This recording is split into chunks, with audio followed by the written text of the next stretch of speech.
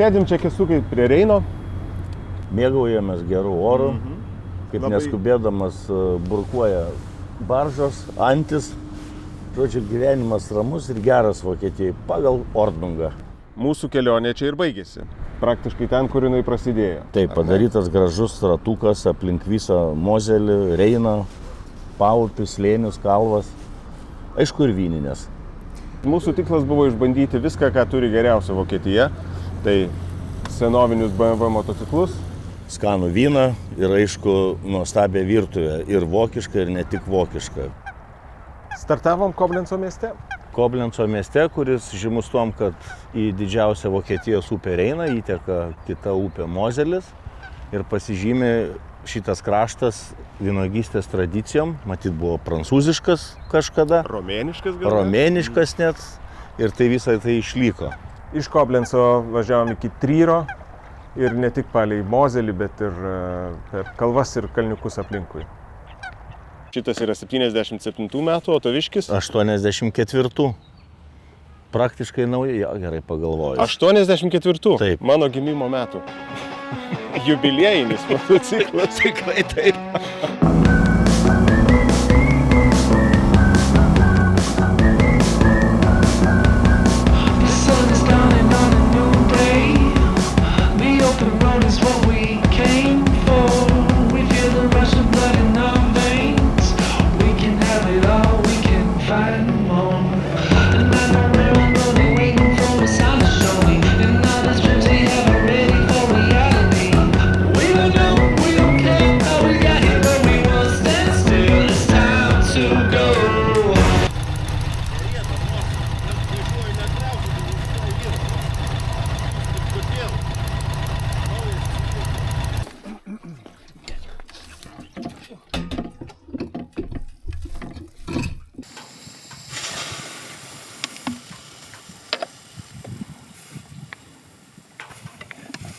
Žinai, kas buvo? Aš važiavau iš paskos į tuos kalnus, į tuos, reiškia, tokius vingius ir aš jaučiu, kad kažkas svyla ir nesuprantu kas. Pas mane yra tik tai, kaip vienas iš principo stabdžių suportas hidraulinis.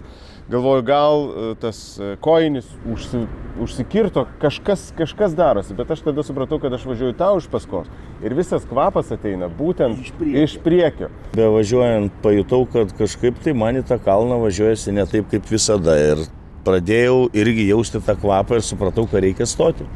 Ir teisingai buvo, pasirodo, galinis suportas yra užsiblokavęs. Ko pasiekoje teko ant pakriaušės, sustojus, greitai pasiraitoti rankoves, atsidaryti sėdynę, susirinkti įrankius ir visokiais įmanomais būdais atkalti tas kaladėlės, kad atlaisvintų ratą. Nu jau sukas po biškį? Jo, sukas. Visiems vokiečiam važiuojant pro šalį taip įdomu, taip stoja žiūrėti, kad reikia net rankom mojuoti, kad jie važiuotų iš čia kuo toliau ir netrukdytų mums tvarkyti savo motociklą.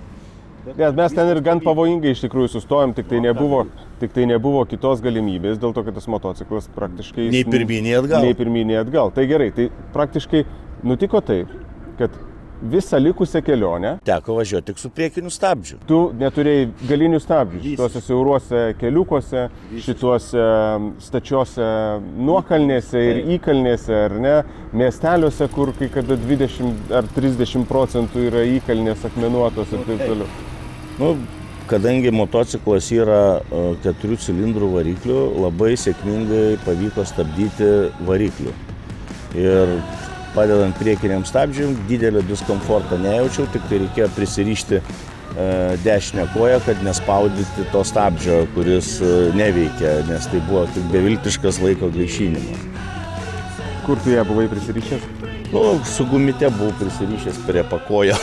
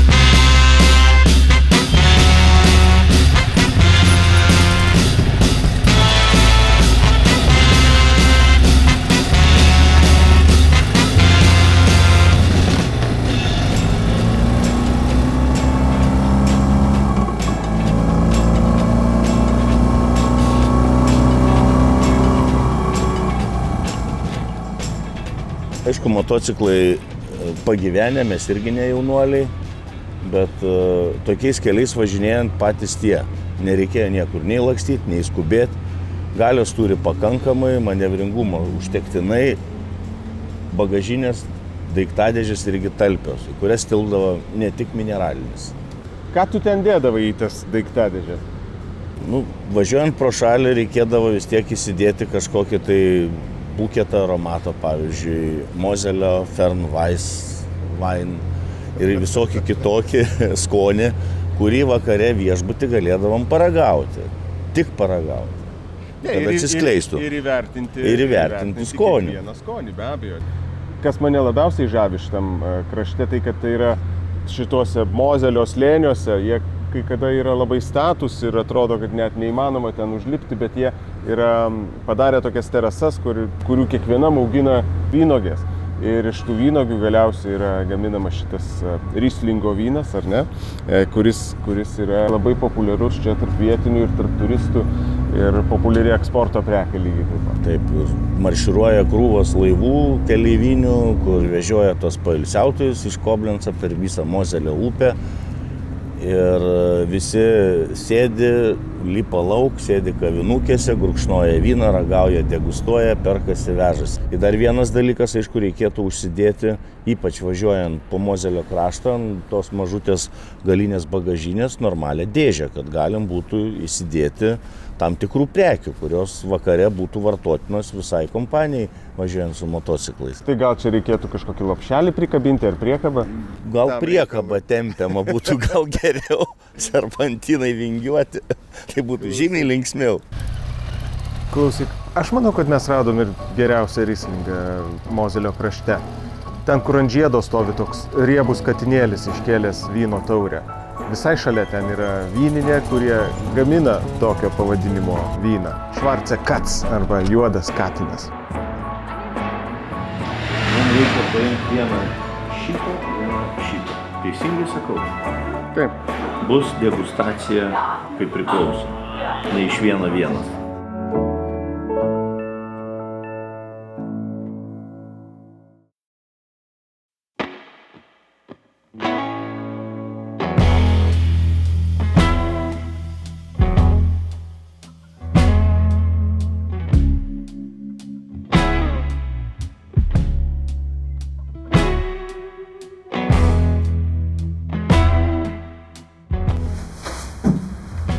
Giedrėja.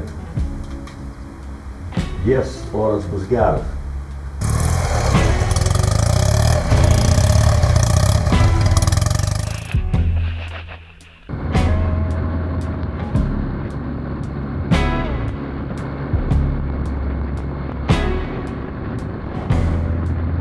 Klausyk, mes padarėm dar vieną labai fainą dalyką. Mes aplankėm vietas, kuriuose tu anksčiau dirbai ir gyvenai. Gal gali papasakoti daugiau? Buvo istorija labai maloni tokia istorijos dalis, kai atėjo nepriklausomybė, visa Lietuva 92 metais pirmais pradėjo važiuoti, vežti automobilius į Lietuvą. Toj kompanijai buvau ir aš, ir va šituose kraštuose, dviejose miesteliuose teko pagyventi, praleisti keletą metų gražių, jaunų. Tai Baumholderis, kur buvo ir vis dar yra Amerikos viena didžiausių bazių. Pravažiuosim pro centrą, aš noriu pažiūrėti, kur aš gyvenau. Jo. Ten tas trebelas ar dar lygė. Ir po Tarybų Sąjungos griuvimo atvykti į Vokietiją po kelių metų nepriklausomybės poros, pamatyti tiek daug Amerikos armijos, Amerikos ginkluotės, Amerikos kareivių, technikos, tai buvo kažkas tokio. Įspūdis buvo milžiniškas ir iš tiesų supratai, kokiam pasauliu tu gyvenai, kokioj skylėj ir koks pasaulis yra čia vakaruose.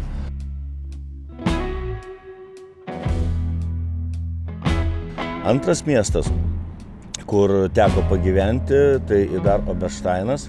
Ir vėl pravažiuoti tais jaunystės keliais, kur teko vaikščioti ir pėsčiom, ir važiuoti dviračiu, ir sunkvežimiu, ir visom transporto priemonėm.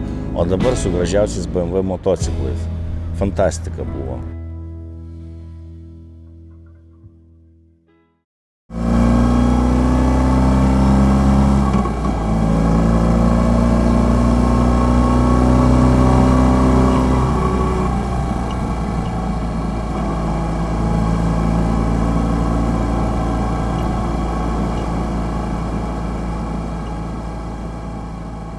kaip tavo bolido trauka buvo? Nes Mano bolido trauka yra superinė, absoliučiai, bet tik tai su sąlyga, kad aš pasiekiu tam tikras apsukas. Matyt, čia vėlgi yra senovinis, reiškia, motociklas ir yra ne elektroninis dar degimas, bet kontaktinis. Jeigu kažkas nežinot, tai kontaktai buvo prieš visas elektronikas ir ten yra tokie 2 kontaktai, kurie pastoviai susiliečia keliasdešimt ar keli šimtus turbūt kartų per sekundę ir tik tada duoda kibirkštis į šituos, D dydžio cilindrus, pavadinkim taip.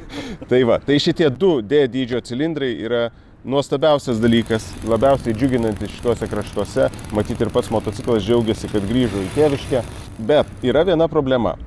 Jeigu paankstintojas nespėja įsibėgėti, ar ne, šito kontaktinio degimo, tuomet motociklas atrodo, kad jisai net iš vietos jam sunku pajudėti. Jisai nepradeda judėti. Tai matyt, šitą reikės dalyką išspręsti jau grįžus į Lietuvą ir turėsiu tikrai gražaus darbo, ieškant ar gero kontaktinio degimo, ar galiausiai perinant jau ir prie elektronikos šiuolaikiškesnės, nes galiausiai šitie BMW ėjo ir su elektroniniu degimu, vėlesnis šiek tiek modelis ir tų problemų ten tokių jau nebuvo.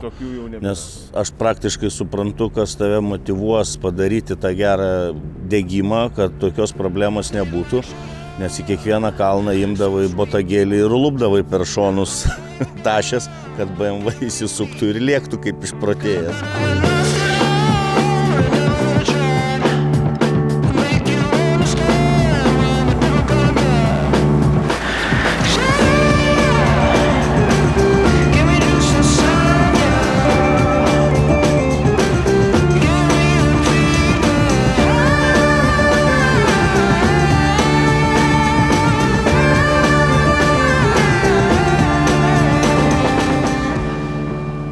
Žinai, dar vienas dalykas, kurį man reikės pasirūpinti grįžus į Lietuvą, aš praktiškai važiuodavau benzino kvape, nes kažkas yra negerai su vienu iš 2 šitų karbiuratorių ir jeigu aš sustojęs neuždarau kranelio, tai tada atsiranda iš karto bala benzino ir reiškia visas tas kvapas kyla galiausiai į viršų, bet apskritai jisai turi tokį senovinį benzino, reiškia kvapą, persisunkusi kažkur, tai reikės vėlgi ieškoti bėdų ir ieškoti, kaip tą problemą išspręsti. Dar vienas dalykas, kas mane užknisa ant šito motociklo, nors aš suprantu, kad tas padaryta dėl saugumo, tai yra kojelė.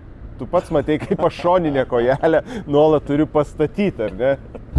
Aš turiu nulipti nuo motociklo ir tada tik tai grakščiai tą motociklą atmetęs į kitą pusę pastatyti vieną kojelę ir tada jį gražiai atremti. Nes jeigu tik tai aš kilsteliu motociklą vėl į kitą pusę, vėlgi dėl saugumo ta kojelė atšoka atgal, ar ne? Nes čia senovinė tokia sistema.